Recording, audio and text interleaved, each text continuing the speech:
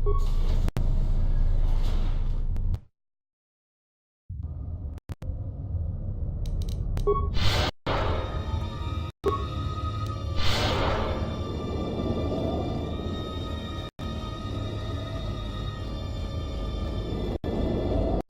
last you have arrived.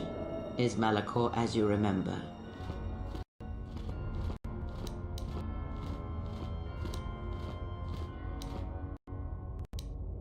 Indeed. Perhaps it is merely your perceptions of me that have changed. It is strange that you believe Malachor has not. But it has always been timeless to you, this place, and words have always been inadequate for the horrors that took place here.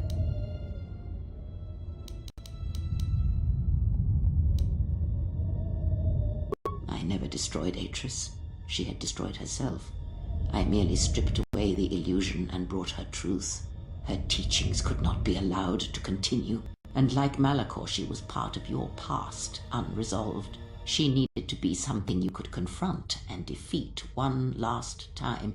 It was part of your training, part of what was needed to make you complete. And there must always be a Darth Treya. The galaxy needs its betrayers, especially in the times to come. She loved you, you know, as one loves a champion. You were all that she could not be.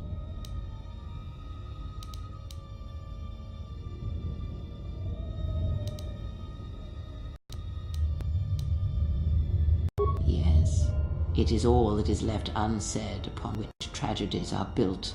More echoes traveling through the Force. More talk of machines and threats. If you would end Malachor, then do it. But it will not be a victory for you. And of course you must be willing to die. To kill us all. And your friends. You may hold Malachor in your grasp, but I hold the answers to your past and future in mine. Would you destroy us both before learning them? If so, then do it, for you have already failed me. I know. But there is more than death in this galaxy, and you shall not find it easy. It was difficult to draw you here, but it had to be done. This place is your last test. It is the graveyard of the past, where you lost everything. It is the dark place in your mind that still echoes of failure. Now we shall see if you can overcome the weight of Malachor and silence the echoes that beat from its heart.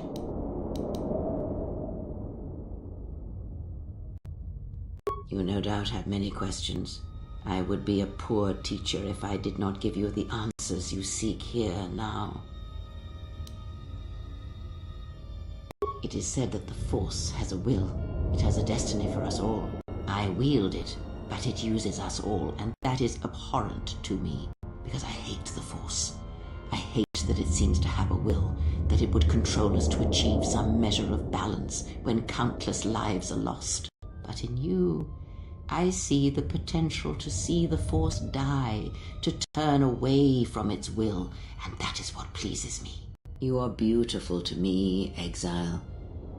A dead spot in the Force, an emptiness in which its will might be denied.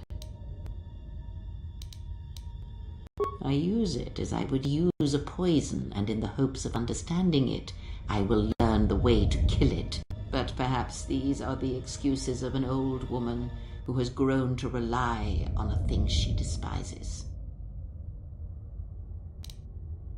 Yes, always. From the moment you awoke, I have used you. I have used you so that you might become strong, stronger than I. And I used you to make those who wounded me reveal themselves so they could be killed by the Republic. I used you to keep the Lords of the Sith from condemning the galaxy to death with their power unchecked. I used you to lure them to Telos, where they could be at last fought and killed. I used you to reveal Atris's corruption so that her teaching could be ended before it began. I used you to gather the Jedi so they could be destroyed. And I used you to make those who wounded me reveal themselves so they could be killed by the Republic. Yes, and I used... Perhaps Perhaps you were expecting some surprise. For me to reveal a secret that had eluded you, something that would change your perspective of events, shatter you to your core. There is no great revelation, no great secret. There is only you.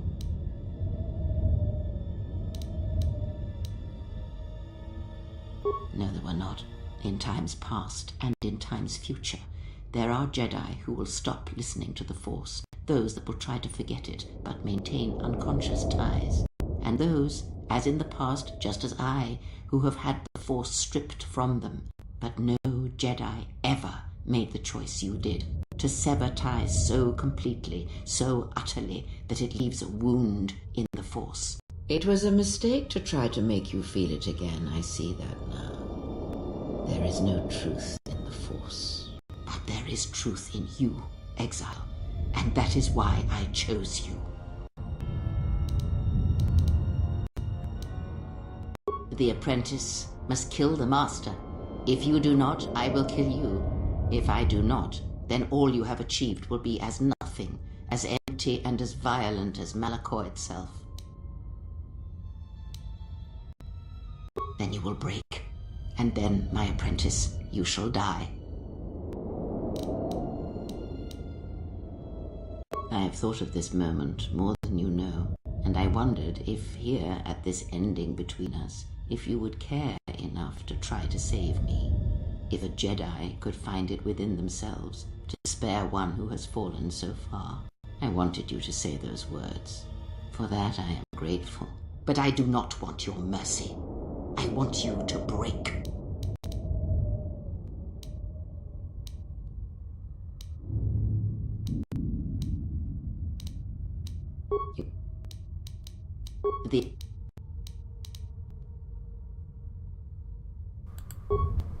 Right. This is it. Darth Troya. Final boss time. And she can be tricky when she pulls out some of her bullshit.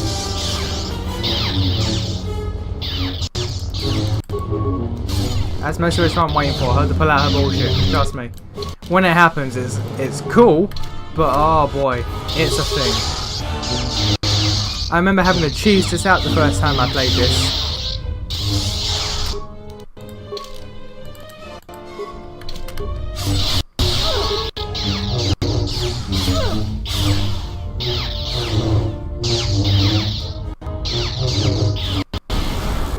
Oh yeah, that's the thing she does as well.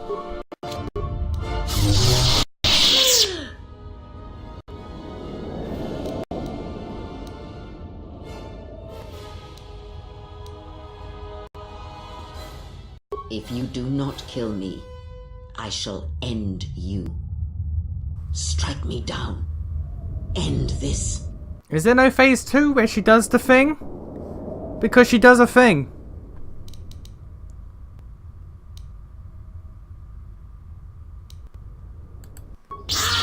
Here we go. You will not show me mercy. I will see you break before you do. Yeah, this is the thing she does. This is the thing she does. She wields 3 lightsabers with goddamn telekinesis. 3 floating lightsabers with the Force. Which is dope. But they're all legit enemies. They're not just fodder. They're legit fights.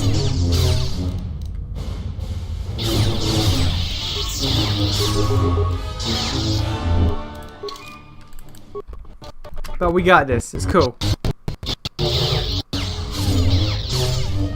I hope we got this.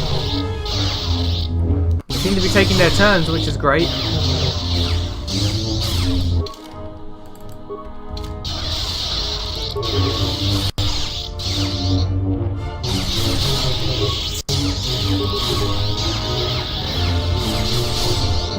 It is honestly cool that she can do that. Fight you with 3 lightsabers, just using the Force, while she stands back and watches. It's like some Jedi silver chariot up in here. Done. At last it is done. You are greater than any I have ever trained. By killing me here, You have rewarded me more than you can possibly know. Save me? You already have. It is enough what you have done, from now into the future. Many things do I see as I gaze here from the heart of Malachor.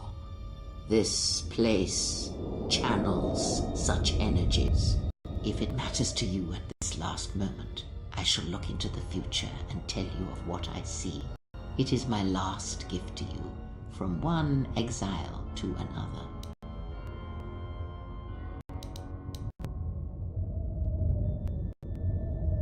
You travel with them for so long, yet you do not know them still. Feel them through the Force, feel what they feel, hear their thoughts and know them as I fought to know you. They were the lost Jedi, you know, the true Jedi upon which the future will be built. They simply needed a leader and a teacher.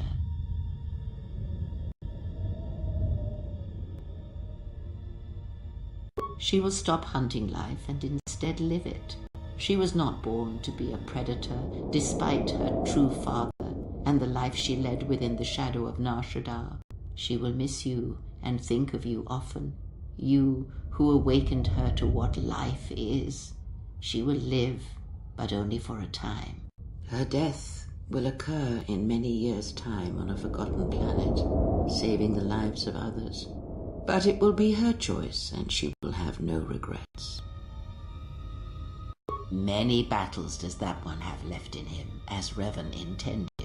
A general needs an army as he needs those he trusts. And Canderous is a loyal beast, no matter how much he is broken upon Revan's will. But you know this.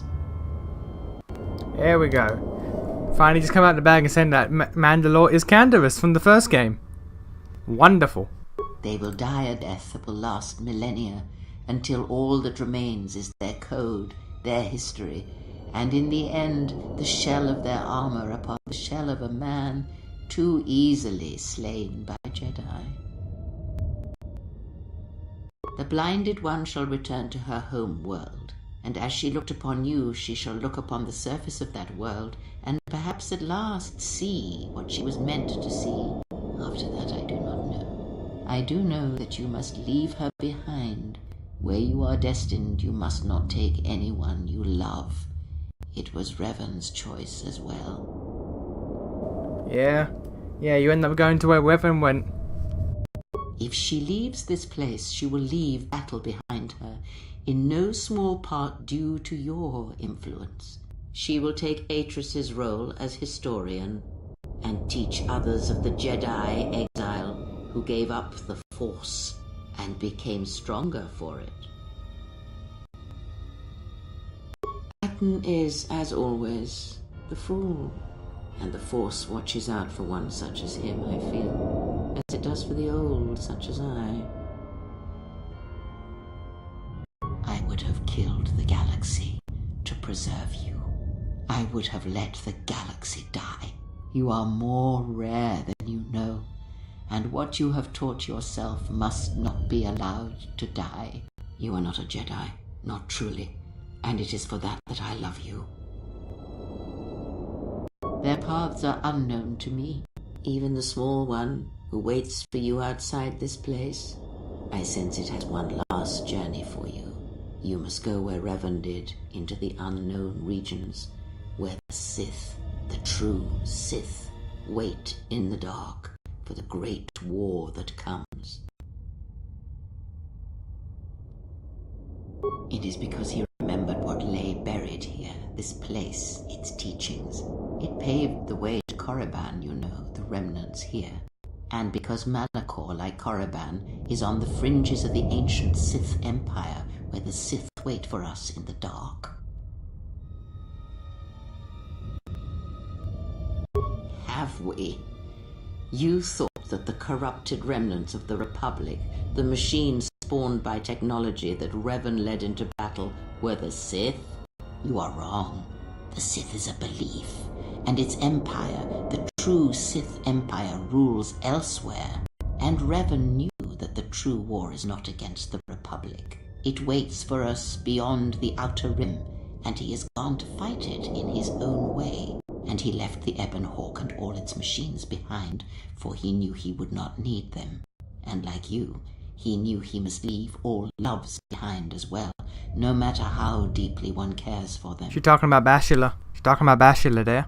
Because such attachments are not the way of the Jedi, and they would only bring doom to them both in the dark places where he now walks. It would have helped had he made her understand, but she was always strong-willed, that one, and did not understand war as Revan did.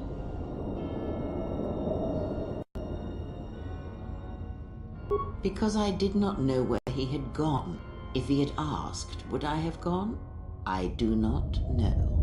But he will need warriors, Sith and Jedi, any who can be sent after him into the depths of space, for any who know the way. Perhaps you shall go there with him and do battle at the end of all things. Instead, I remained here, and now show others the way.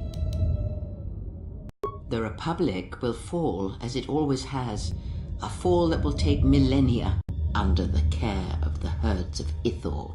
The surface of Telos will bloom again, and its golden fields shall again harbor scientists and thinkers. And complacent and peaceful, it shall forget the time that Saul Karath orbited it and brought fire to its skies. But it shall be a home world again to others who will stretch out across the galaxy and bring life. Dantooine shall survive. The community you saved shall be the foundation upon which Dantooine shall be habitable again. They shall drive back the Raiders, the Mandalorians, and all that strike at the Outer Rim. The Republic shall again establish their presence there, and shield it with its forces. And Dantooine shall heal, be safe, and its skies free. The ruins of the Academy shall remain. Nar Shaddaa shall persist as it always has, but there will be a heart to the world where there was nothing before. Where once the lost and disposed were trapped there, now they will struggle and grow. From despair shall come hope. Queen Talia shall have a long reign. Much good will come of it. She will, as she has, rule wisely and well. Onderon shall remain in the Republic, and the world shall prosper, though its people shall, over time, lose their customs in the ocean of the Republic, and become the people of Onderon no longer. Korriban shall be as it always was, a graveyard for the darkest of the Sith Lords, still whispering within their tombs. It shall always be a source of evil, spawning threats throughout the millennia. It, like Malachor, brushes the edges of the Empire that waits in the dark, and like Malachor, the Sith have forgotten it. For a time, they will remember. Revan knew this.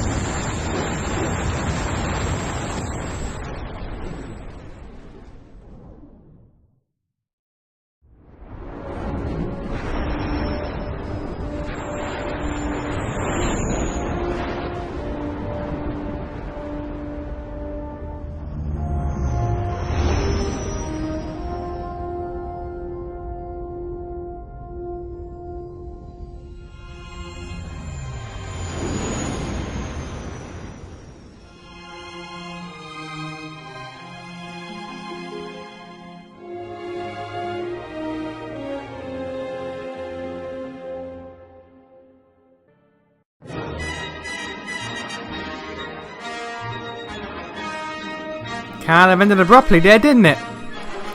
Yeah. almost as if a lot more was meant to happen. But what can you do? That's KotOR 2. That is KotOR 2.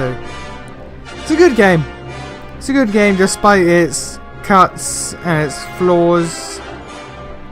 Although I do wish that it was as intended, but what you gonna do? Still prefer the first one though. And I do want to get around to getting a hold of those goddamn books that tell the continuation of Revan and the Exile story, and then also the MMO, which which continues on from there.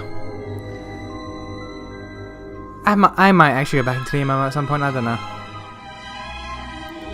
But yeah, that's KotOR 2, baby. Don't know what to say, really. It's like a, what, 10, 12-year-old game? Sequel to one of the best RPGs of all time. Still pretty good, despite its flaws. And I'm pretty sure everything that can be said has been said. My only real annoyance is that I couldn't make Bayoda or Atten Jedis because influence bullshit. But yeah, it was all good. Also, if you get HK's influence up enough, he tells you about Revan and all that and how to kill a Jedi, which is hilarious. But I'm gonna leave you with that. Good game. I'm gonna let the credits roll, and I'm gonna peace out.